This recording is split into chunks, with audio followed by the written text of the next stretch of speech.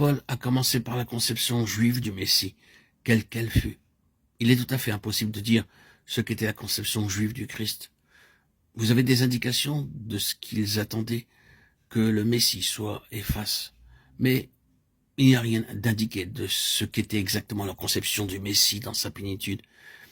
Mais elle était assurément limitée. Au-delà d'un certain point, il y a beaucoup d'incertitudes dévoilées par la pensée juive au sujet de leur Messie longtemps attendu.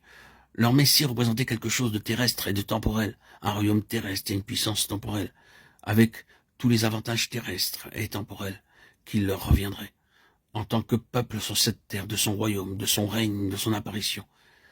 C'est ici que nous commençons dans notre considération de la conception qu'avait Paul de Christ.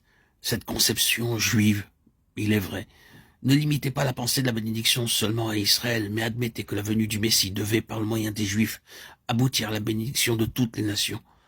Cependant, cela était encore terrestre, temporel, limité aux choses d'ici-bas.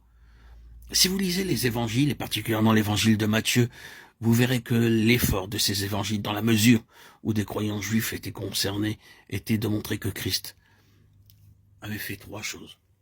Premièrement, comme il avait corrigé leurs idées au sujet du Messie. Deuxièmement, comment il avait accompli les espoirs les plus élevés qu'ils pouvaient avoir eu au sujet du Messie. Et troisièmement, comment il avait de loin transcendé tout ce qu'ils avaient pu penser. Vous devez vous rappeler que ces évangiles n'ont jamais été écrits simplement pour convaincre des incroyants. Ils ont été écrits également pour les croyants, pour aider la foi des croyants, par l'interprétation des Écritures. L'évangile de Matthieu a été écrit en un temps de transition afin d'interpréter et de confirmer la foi en Christ, en montrant ce qu'il était vraiment, ce pourquoi il est vraiment venu, et de cette manière corriger et ajuster leur conception du Messie. Leur conception du Christ était inadéquate, déformée, limitée, et parfois fausse. Ces témoignages ont été donnés pour les mettre au clair, pour montrer que le Christ avait accompli les plus hauts, les meilleurs et les plus véritables espoirs et espérances concernant le Messie, et les avait tous infiniment transcendés. Vous avez besoin de Paul pour interpréter Matthieu, Marc, Luc et Jean, et il le fait. Il met le Christ en vue comme celui dans lequel chaque espoir était réalisé, chaque possibilité est atteinte. Attendait-il un royaume terrestre, l'affranchissement et la bénédiction en relation avec cela? Christ avait fait quelque chose d'infiniment meilleur que cela.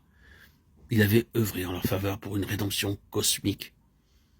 Pas seulement l'affranchissement de la puissance de Rome ou de n'importe quelle autre puissance temporelle, mais l'affranchissement de la puissance entière du mal dans l'univers.